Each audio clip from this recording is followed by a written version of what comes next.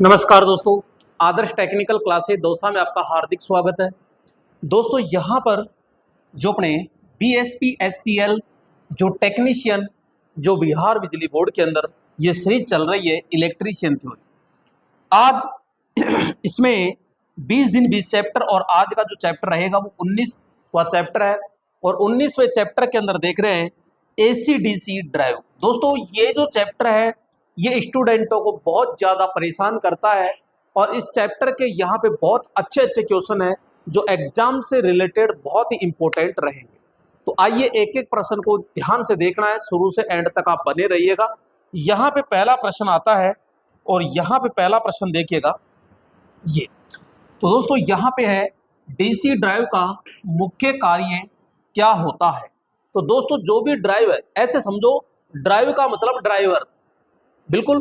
अब यहाँ पे जैसे कोई 4 व्हीलर गाड़ी है, अब 4 व्हीलर गाड़ी के अंदर कौन बैठा है? ड्राइवर। अब वो ड्राइवर क्या करेगा भाई? उसकी गति को नियंत्रण करेगा कि नहीं करेगा? उस गाड़ी को कंट्रोल करेगा कि नहीं करेगा? उसकी स्पीड को कम ज्यादा करेगा कि नहीं करेगा? तो ये किसका कार्य है? ड्राइवर का। भाई गाड़ी का काम थोड़ी है, ड्राइवर का काम है। तो यहाँ पे मेरे दोस्तों DC ड्राइव का मुख्य कार्य आपसे पूछ रहा है, तो पावर को स्टोर करना। पावर स्टोर करेगा क्या? वोल्टेज को घटाएगा क्या?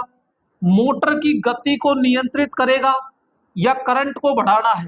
तो मैंने अभी आपको समझाया ड्राइवर गति को नियंत्रण करता है, तो यहाँ पे मोटर की जो गति होती है उसको क्या करेगा? नियंत्रण करता है। दोस्तों यहाँ पे AC और DC दोनों के ही कार्य देखेंगे आराम से, तो एक एक पॉइंट को बहुत अच्छे से आपको क्या है समझना है। आइए दूसरा प्रश्न। और दोस्तों यहाँ पे जो दूसरा प्रश्न है वो दूसरा प्रश्न क्या है? तो यहाँ पे बात कर रहे हैं DC ड्राइव में कौन सा नियंत्रक उपयोग होता है। ध्यान रखना, एक आता है नहीं होता है और एक होता है। यानी नियंत्रक, नियंत्रक का मतलब हो गया कंट्रोलर। यानी ऐसा कौन सा कंट्रोलर है जो DC ड्राइव के अंदर प्रयोग होता है। दोस्तों एक होता है SCR, एक होता है डायोड, एक है यहाँ पे कैपेसिटर और एक है ट्रांसफॉर्मर। तो यहाँ आप देखते हो कि कैपेसिटर और ट्रांसफॉर्मर, यानी ट्रांसफॉर्मर तो ऐसे ही गलत हो गया, किसके नाम से? DC के नाम से।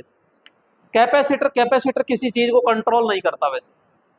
फिर आता है डायोड, तो डायोड न तो धारा को कंट्रोल करता है और ना वोल्टेज को कंट्रोल करता है। इस भाई साहब का जो सिंबल है वो ये है और इसका काम होता है ओनली फॉर DC टू क्या करना? AC करना, सॉरी AC टू DC करना। ये इस डायोड का बचा कौन हमारे पास में? SCR। तो दोस्तों SCR का मतलब होता है सिलिकॉन कंट्रोल रेक्टिफायर। क्या भाई? SCR। तो यहां पे हम बात करेंगे सिलिकॉन कंट्रोल रेक्टिफायर।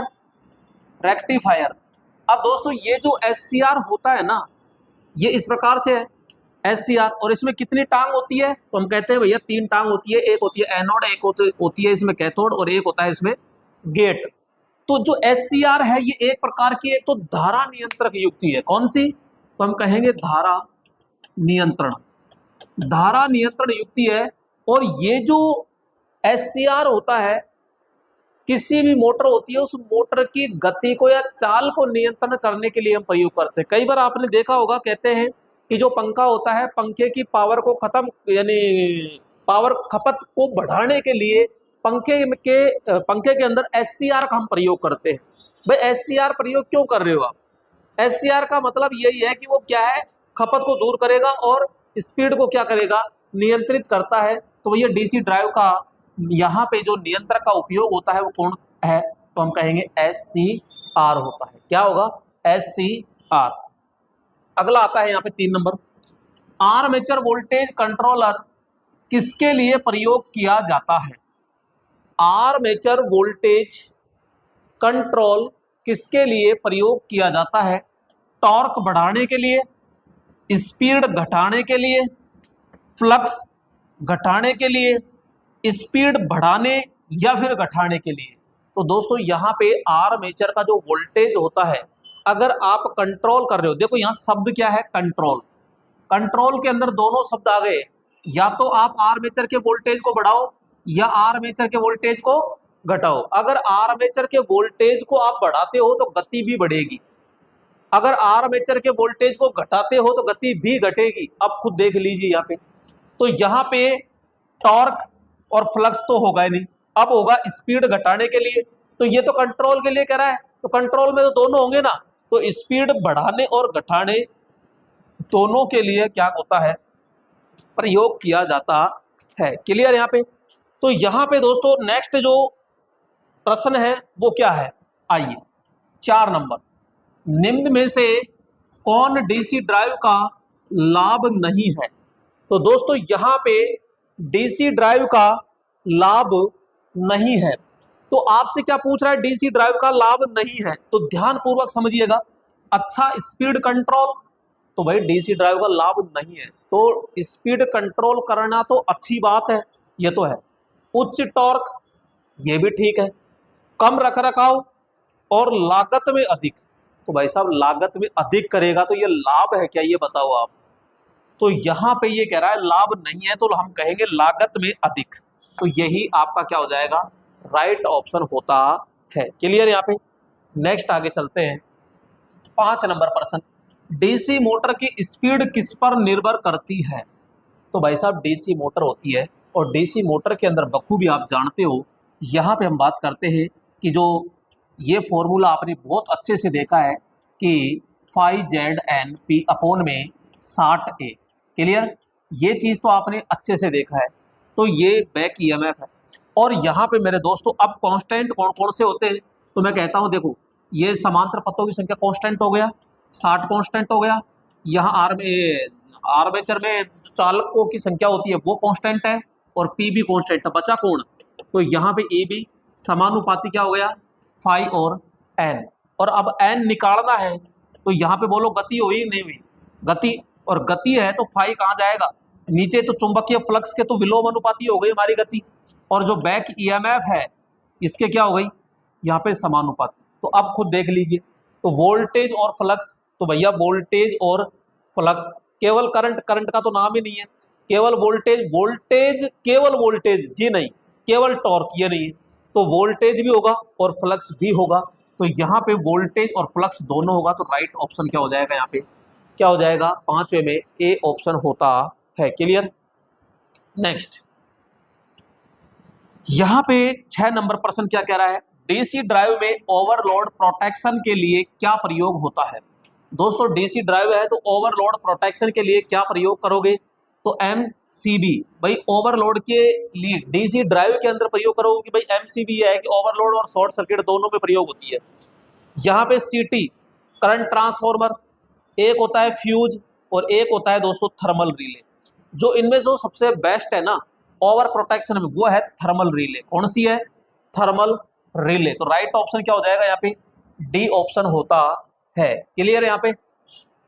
नेक्स्ट अगला प्रश्न है यहाँ पे 7 नंबर, और 7 नंबर को ध्यान से देखिएगा यहाँ पे कि डीसी ड्राइव का प्रयोग अधिकतर कहाँ किया जाता है। तो भैया घरों में करते हो क्या, घरों में क्या काम पड़ गया भाई डीसी ड्राइव का, जी नहीं। भारी मशीनों में, कंप्यूटर में, मोबाइल में। अब मोबाइल में, कंप्यूटर में कभी देखा है क्या डीसी ड्राइव का प्रयोग करते समय, जी नहीं। तो बचा कौन, भारी मशीनों में डीसी ड्राइव का प्रयोग किया जाता है। तो राइट ऑप्शन यहाँ पे क्या हो जाएगा दोस्तों, बी ऑप्शन होता है। क्लियर यहाँ पे। तो यहाँ पे अगला आता है 8 नंबर, और 8 नंबर क्या कह रहा है कि डीसी ड्राइव की स्पीड कंट्रोलिंग रेंज क्या होती है। तो दोस्तों यहाँ पे 1:1, तो भैया 1:1 में कोई डीसी ड्राइव का उपयोग करेगा क्या, 10:1, 20:1 और 100:1। तो दोस्तों डीसी ड्राइव की जो स्पीड कंट्रोलिंग जो रेंज होती है वो बहुत अच्छी होती है, यानी कि 100:, कितना होता है, 1 होता है। कितना होगा, 100:1 के अंदर होता है। अगला यहाँ पे देखते हैं कि 9 नंबर, निम्न में से कौन डीसी ड्राइव का हिस्सा नहीं है। तो दोस्तों डीसी ड्राइव का हिस्सा नहीं है, एक है यहाँ पे कन्वर्टर, एक है कंट्रोल यूनिट, एक है इन्वर्टर, और एक है यहाँ पे फीडबैक डिवाइस। तो फीडबैक जो डिवाइस है और एक है आपके इन्वर्टर, तो यहाँ पे कौन सा होगा, तो दोस्तों यहाँ पे जो इन्वर्टर होता है ये क्या काम करता है, तो ये तो भैया DC2 क्या करता है, केवल AC करता है। कन्वर्टर दोनों काम करता है, कन्वर्टर कंट्रोल यूनिट है और फीडबैक डिवाइस है। तो यहाँ पे जो हमारा डीसी ड्राइव का हिस्सा नहीं है वो कौन है, यहाँ पे सी ऑप्शन होता है। आगे आता है 10 नंबर, और 10 नंबर में क्या है, डीसी मोटर में फ्लक्स को घटाने से स्पीड पर क्या प्रभाव पड़ेगा। दोस्तों अभी जस्ट मैंने लिखा कि जो हमारी गति होती है वो बैक ईएमएफ के क्या होती है, समानुपाती, जबकि फ्लक्स के क्या होती है, विलोमानुपाती। और ये कह रहा है फ्लक्स को घटा दो, फ्लक्स को घटा दो तो स्पीड क्या हो जाएगी, बढ़ जाएगी, ठोक दो खाएं बढ़ जाएगी। तो यहाँ पे सीधा सा कहेंगे हम बढ़ जाती है। तो यहाँ पे बी ऑप्शन क्या हो जाएगा, राइट होता है। आइए अगला 11 नंबर प्रश्न है, और 11 नंबर प्रश्न क्या कह रहा है कि डीसी ड्राइव में सबसे अधिक उपयोग की जाने वाली मोटर कौन सी है। तो दोस्तों डीसी जो ड्राइव होती है, डीसी ड्राइव में एसी सीरीज मोटर भी हम प्रयोग करते हैं, संट मोटर भी हम प्रयोग करते हैं, और कंपाउंड मोटर भी प्रयोग करते हैं। लेकिन ये पूछ रहा है कि सबसे अधिक उपयोग होने वाली, तो भैया सबसे अधिक उपयोग होने वाली जो मोटर होती है वो हमारी संट मोटर होती है। क्यों, क्योंकि इसकी गति बिल्कुल क्या रहती है, नियत रहती है। तो इसको कंट्रोल करने के लिए, कम ज्यादा करने के लिए यहाँ पे डीसी ड्राइव का क्या किया जाता है, प्रयोग किया जाता है। तो मेरे दोस्तों यहाँ पे हम बात करेंगे संट मोटर। कौन सी मोटर, संट मोटर। तो इसमें संट मोटर होती है, चाहे तो लोड बढ़ाओ चाहे घटाओ, इसकी गति क्या रहती है, नियत रहती है। अर्थात मैं बात करूं यहाँ पे लोड और ये है गति, तो इसमें जो होता है वो हल्की सी लास्ट में घटती है, तो 2 से 5% क्या होती है, गति घटती है। बाकी यहाँ पे 95 से 98% दोस्तों गति क्या रहती है, तो हम कहेंगे नियत। तो यहाँ पे गति क्या रहती है, नियत रहती है। आइए यहाँ पे दोस्तों जो इलेक्ट्रीशियन का फाउंडेशन कोर्स है, ये बहुत ही इंपॉर्टेंट कोर्स है दोस्तों। ये ऑल इंडिया टेक्निकल, कोई सी भी इलेक्ट्रिकल से संबंधित इलेक्ट्रीशियन जो होती है आईटीआई में, उससे संबंधित जो कोई सी भी भर्ती हो, उसके लिए ये एक बहुत ही अहम साबित होगा दोस्तों। फाउंडेशन का मतलब होता है बिल्कुल जीरो लेवल से हाई लेवल यानी एडवांस लेवल तक, और बिल्कुल बेसिक देसी जुगाड़ के साथ में बहुत अच्छे से आपको समझाया गया है इसमें।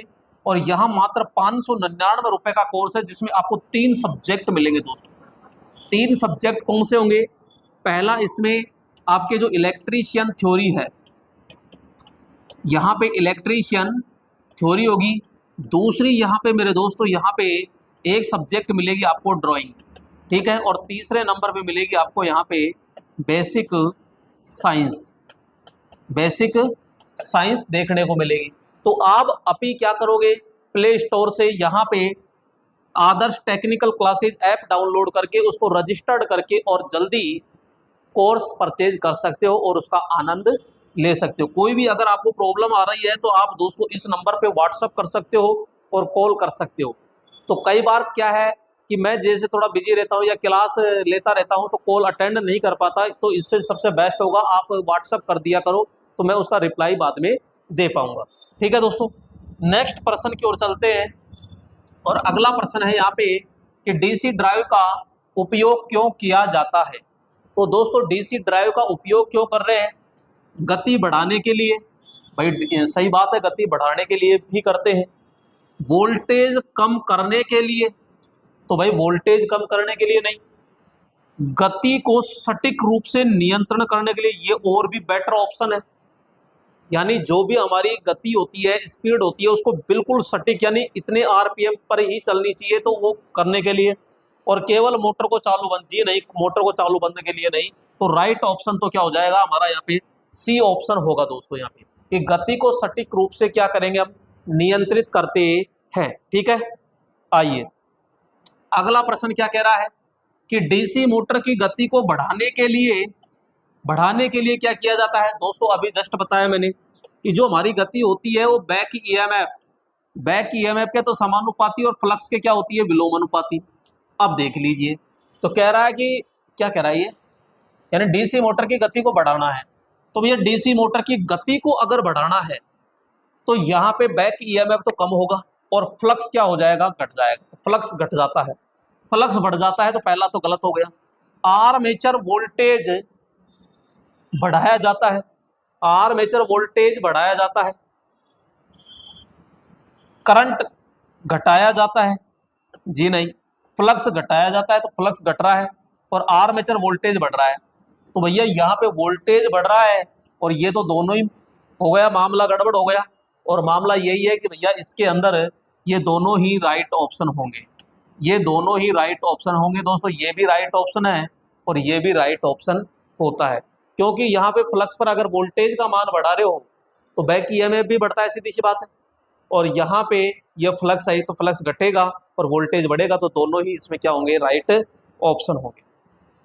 नंबर 14, डीसी ड्राइव में फ्लक्स नियंत्रण विधि का उपयोग मुख्य रूप से किस स्पीड रेंज के लिए किया जाता है? तो दोस्तों डीसी ड्राइव में फ्लक्स नियंत्रण के लिए कह रहा है, ये किसके लिए कह रहा है, फ्लक्स नियंत्रण। और फ्लक्स नियंत्रण के लिए कह रहा है तो भैया इसमें आप बेस स्पीड से नीचे, बेस स्पीड से ऊपर फिक्स स्पीड है और स्टार्टिंग है। तो ध्यान रखना फ्लक्स स्पीड का जो प्रयोग किया जाता है वो बेस स्पीड से ऊपर के लिए ही किया जाता है। बेस का मतलब है आधार, जो नॉर्मल स्पीड होती है तो उसके लिए होता है। क्लियर यहाँ पे। नेक्स्ट, डीसी मोटर में लोड बढ़ता है तो स्पीड पर क्या असर पड़ेगा दोस्तों? तो यहाँ पे नॉर्मल हर कोई बता देगा कि भाई ये डीसी मोटर है, यहाँ आप कोई भी लोड दे रहे थे, अब और ज्यादा लोड दे दिया तो सीधी बात है इसकी गति तो घटेगी घटेगी। भाई इसकी गति तो क्या रहेगी, घट जाती है। तो राइट ऑप्शन क्या हो जाएगा इसमें, बी ऑप्शन होता है। अगला आता है दोस्तों यहाँ पे 16 नंबर, डीसी मोटर में स्पीड कंट्रोल के लिए किस प्रकार का फीडबैक सिस्टम उपयोग किया जाता है? तापमान सेंसर, एनकोडर यानी टैको जनरेटर, वोल्टेज मीटर और ट्रांजिस्टर। तो दोस्तों स्पीड कंट्रोल यानी स्पीड को ज्ञात करने के लिए स्पीड को किससे मापा जाता है? तो आपने नाम सुना होगा टैकोमीटर। तो टैकोमीटर के द्वारा ही तो मापते हो। तो यहाँ पे टैको जनरेटर कह दीजिए चाहे एनकोडर कह दीजिए, ठीक है।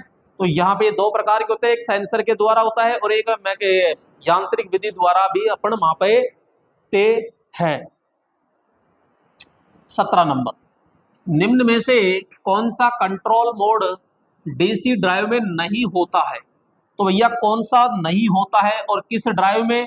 डीसी के अंदर आर्मेचर वोल्टेज, बिल्कुल सही बात है, आर्मेचर वोल्टेज को कम ज्यादा करके गति को नियंत्रण किया जाता है। फ्लक्स कंट्रोल ये भी करते हैं, फील्ड कंट्रोल ये भी करते हैं, लेकिन मुझे ये बताओ डीसी ड्राइव के अंदर फ्रीक्वेंसी होगी क्या?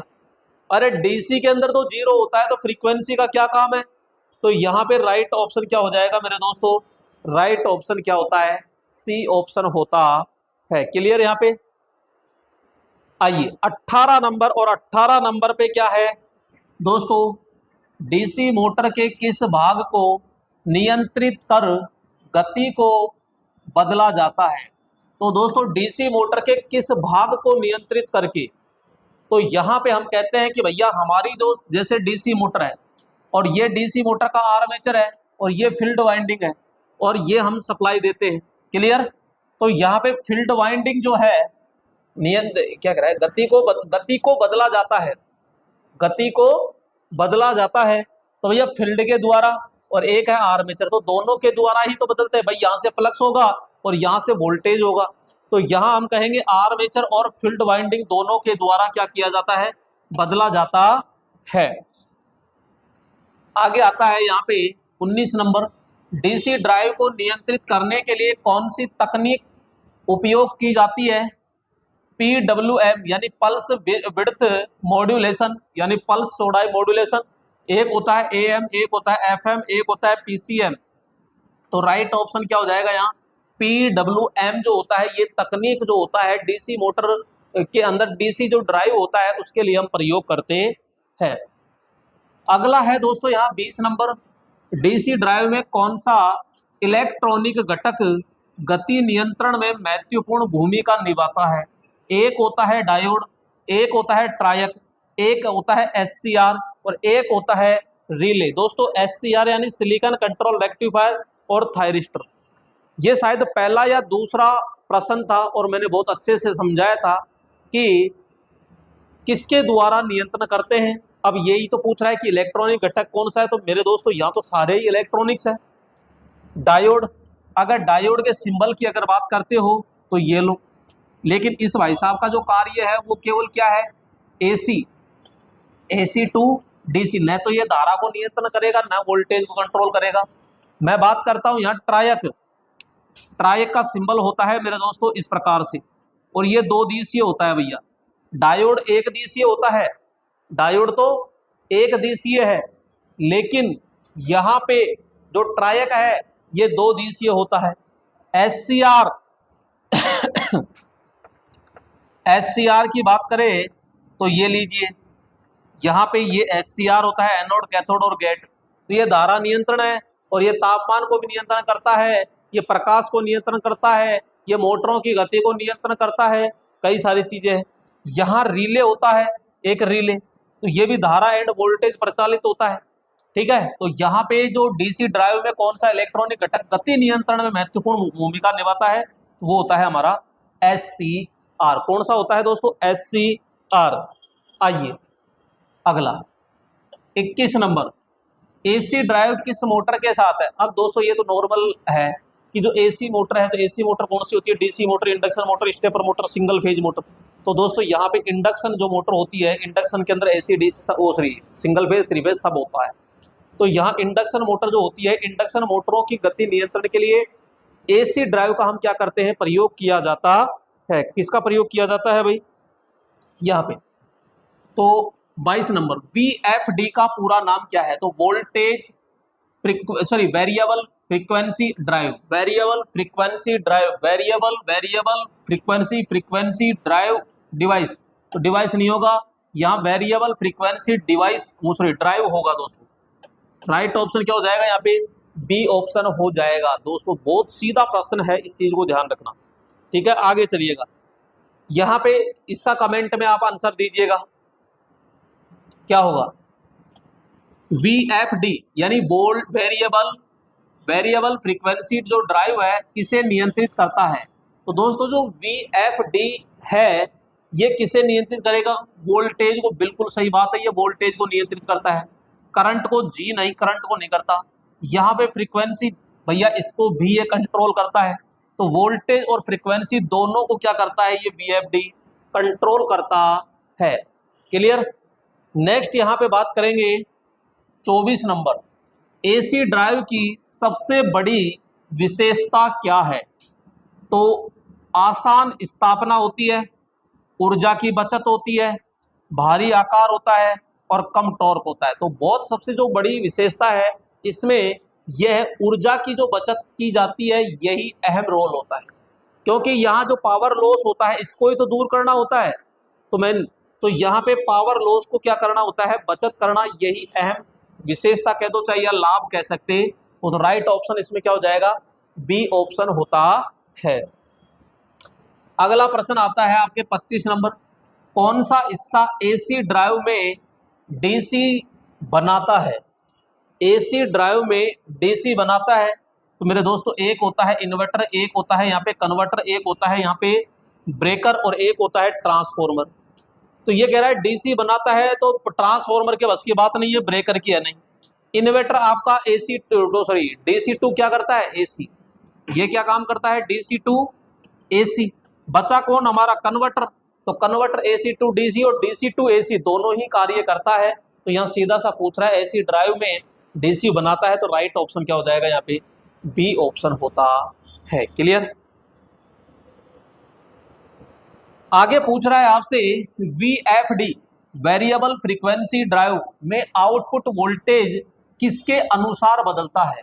भाई वोल्टेज को बदलना है, लेकिन वोल्टेज भी किसके अनुसार होगा, तो अभी मैंने बताया था कि VFD किस किस पे डिपेंड रहती है, वोल्टेज और फ्रीक्वेंसी, वोल्टेज और फ्रीक्वेंसी पे डिपेंड रहती है। तो तापमान पर, इनपुट करंट पर, फ्रीक्वेंसी पर, और वोल्टेज स्पीड। तो हम सीधा कहेंगे भैया फ्रीक्वेंसी। कौन सा हो जाएगा, फ्रीक्वेंसी। राइट ऑप्शन क्या हो जाएगा यहाँ पे, सी ऑप्शन होता है। लीजिएगा नेक्स्ट 27 नंबर, निम्न में से कौन AC ड्राइव का लाभ नहीं है। तो भैया लाभ नहीं है एनर्जी सेविंग। तो भैया एनर्जी सेविंग तो जरूरी है, यानी ऊर्जा की बचत करना। शोर रहित संचालन, शोर रहित है, सहित नहीं, यही तो हम चाहते हैं कि आवाज नहीं होनी चाहिए। उच्च रख रखाव भाई साहब ये लाभ थोड़ी है, रख रखाव निम्न होना चाहिए ना। स्पीड कंट्रोल ये तो फायदा है स्पीड कंट्रोल। तो राइट ऑप्शन क्या हो जाएगा यहाँ पे, सी ऑप्शन होता है। आइए 28 नंबर। और दोस्तों 28 नंबर प्रश्न क्या है, तो कौन सा प्रोटेक्शन वीएफडी में सामान्य है? ओवर वोल्टेज, ओवर करंट और ओवर हीट और सभी। तो वीएफडी के अंदर दोस्तों वोल्टेज भी होता है, वो ओवर करंट है और यहाँ ओवर हीट है सभी, तो सामान्य है। तो मैं कहूंगा यहाँ पे डी ऑप्शन क्या हो जाएगा दोस्तों, राइट होता है। आगे है 29 नंबर, वीएफडी द्वारा मोटर को धीरे धीरे स्टार्ट करने की प्रक्रिया को क्या कहते हैं? तो दोस्तों वीएफडी यानी वेरिएबल फ्रीक्वेंसी ड्राइव द्वारा मोटर को अगर धीरे धीरे स्टार्ट करने की जो क्रिया होती है या प्रक्रिया होती है उसे क्या कहते हैं? तो मेरे दोस्तों उसे कहते हैं सॉफ्ट स्टार्ट। क्या कहते हैं? सॉफ्ट यानी बहुत धीरे धीरे आराम आराम से, तो यानी सॉफ्ट स्टार्ट करना कहते हैं। आइए नेक्स्ट 30 नंबर। और 30 नंबर क्या है, यदि एसी ड्राइव में फ्रीक्वेंसी 0 हो तो मोटर की स्पीड होगी। क्या कह रहा है भैया ये, कि एसी ड्राइव में फ्रीक्वेंसी 0 होती है तो मोटर की स्पीड क्या होती है? तो बताइएगा दोस्तों, यहां पे फ्रीक्वेंसी 0 होती है तो क्या होगा, अधिकतम होती है, शून्य होती है, सामान्य होती है और बहुत अधिक हो जाती है।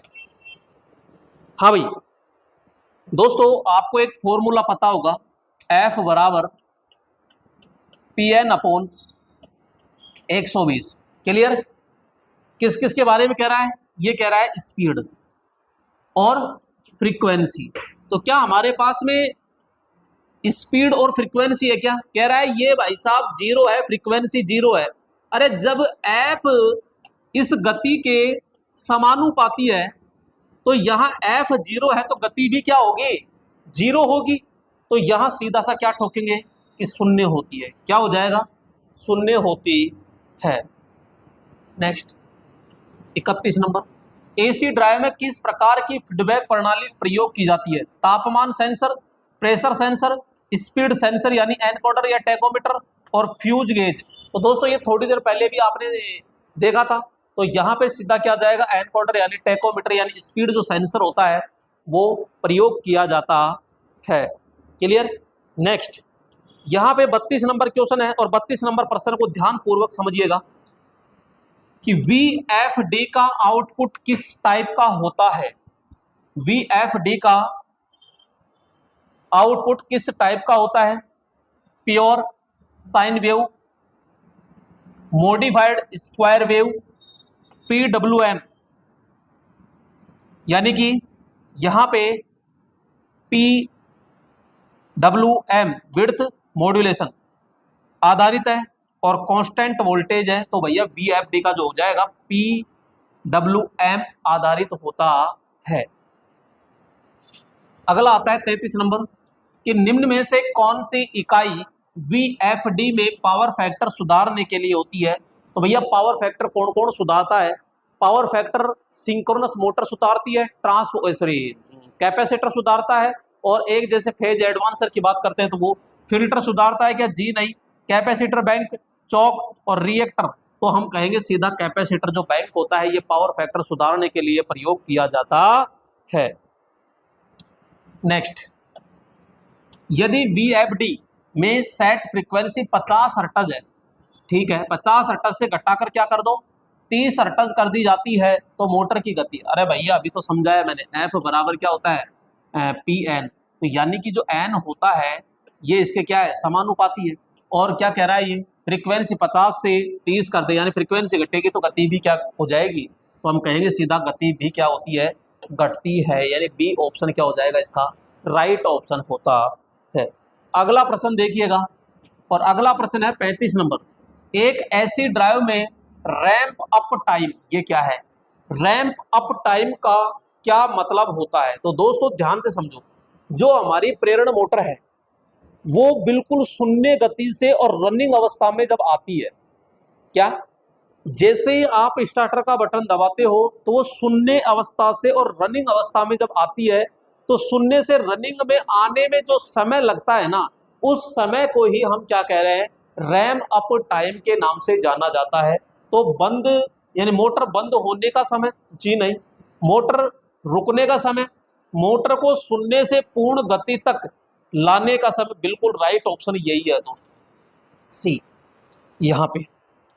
नेक्स्ट यहां पे 36 नंबर, डीसी ड्राइव में यदि आर्मेचर वोल्टेज बढ़ाया जाए, क्या डीसी ड्राइव में यदि आर्मेचर वोल्टेज बढ़ाया जाता है, आर्मेचर वोल्टेज बढ़ाया जाता है तो स्पीड पर क्या होगा, मैंने थोड़ी देर पहले बताया था, वोल्टेज बढ़ेगा तो गति भी बढ़ेगी, वोल्टेज घटेगा तो गति भी घटेगी। तो बढ़ाया जाता है तो गति भी क्या हो जाएगी, बढ़ेगी मेरे दोस्तों, है ना।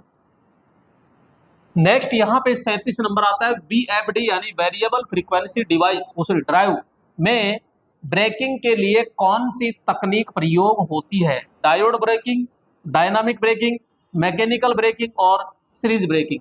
तो दोस्तों यहाँ पे जो वीएफडी होती है उसमें ब्रेकिंग के लिए कौन सी तकनीक प्रयोग करते हैं, तो डायनामिक यानी गतिज प्रेरित गतिज कह दीजिए तो, या फिर डायनामिक कह दीजिए, तो ब्रेकिंग जो होती है ये हम प्रयोग करेंगे, गतिज। नेक्स्ट 38 नंबर, वीएफडी का प्रमुख नुकसान क्या है, नुकसान लागत अधिक, कार्य क्षमता कम, कार्य क्षमता कम, ये नुकसान थोड़ी हुआ, ये तो फायदा हुआ ना। शोर अधिक, इंस्टॉलेशन जटिल, तो भैया लागत अधिक होना ये क्या नुकसान है, जी हाँ। कार्य क्षमता कम, ये तो लाभ है, फायदा है ये तो। शोर अधिक, ये भी बेकार है। और इंस्टॉलेशन जटिल होना, नहीं आसान होना चाहिए। तो हम क्या कहेंगे कि भैया यहाँ पे क्या कह रहा है, नुकसान क्या है, एक मिनट, वीएफडी का प्रमुख नुकसान क्या है, लागत अधिक होना, कार्य क्षमता का कम होना, कार्य क्षमता का कम यानी कार्य कम कर रहा है, शोर अधिक होना, इंस्टॉलेशन जटिल होना। तो नुकसान क्या है, तो नुकसान तो हम क्या कहेंगे कि भैया लागत अधिक होना, ये क्या होता है यहाँ, अधिक होता है। क्लियर यहाँ पे। तो कार्य क्षमता, एक मिनट, वीएफडी का प्रमुख नुकसान क्या है, तो कार्य क्षमता कम करना, ये नुकसान होगा उल्टा, क्योंकि अगर वो कार्य ही नहीं करेगा तो ये सबसे बड़ा नुकसान हो जाएगा, गति को कंट्रोल ही नहीं करेगा तो ये होगा। तो यहाँ पे राइट ऑप्शन क्या हो जाएगा, B. Next 39 number, AC drive का प्रयोग निम्न में से किस क्षेत्र में किया जाता है, तो हाई वोल्टेज एसी सिस्टम में, क्रेन में, लिफ्ट में। तो हम कह रहे हैं भैया एसी ड्राइव का जो प्रयोग किया जाता है वो इन सभी के अंदर किया जाता है। तो राइट ऑप्शन हो जाएगा इसमें डी ऑप्शन होता है। यहाँ पे 40 नंबर प्रश्न है कि डीसी ड्राइव को एसी सप्लाई से चलाने के लिए किस आवश्यक है, यानी के लिए क्या आवश्यक है। तो भैया डीसी को एसी सप्लाई से चलाने के लिए आवश्यक है, तो हम कहेंगे inverter, converter, battery, transformer. DC को एसी से चलाने के लिए, तो भैया जो कन्वर्टर होता है ये क्या काम करता है, एसी टू डीसी, क्या कर देता है, एसी टू डीसी। तो राइट ऑप्शन क्या हो जाएगा हमारा, बी ऑप्शन होता है। तो दोस्तों ये थे हमारे टोटल आज के पूरे प्रश्न जो एसी और डीसी दोनों के लिए प्रयोग किए जाते हैं। तो यहाँ जो एसी डीसी जो ड्राइव होता है ये बहुत ही इम्पोर्टेंट है और आपको बहुत अच्छे से समझ में भी आया होगा। और नेक्स्ट जो क्लास होगी वो बहुत ही बेहतरीन होने वाली है दोस्तों, तो वो जरूर आप देखिएगा। ठीक है, नेक्स्ट क्लास के अंदर फिर मुलाकात करते हैं, तब तक के लिए जय हिंद।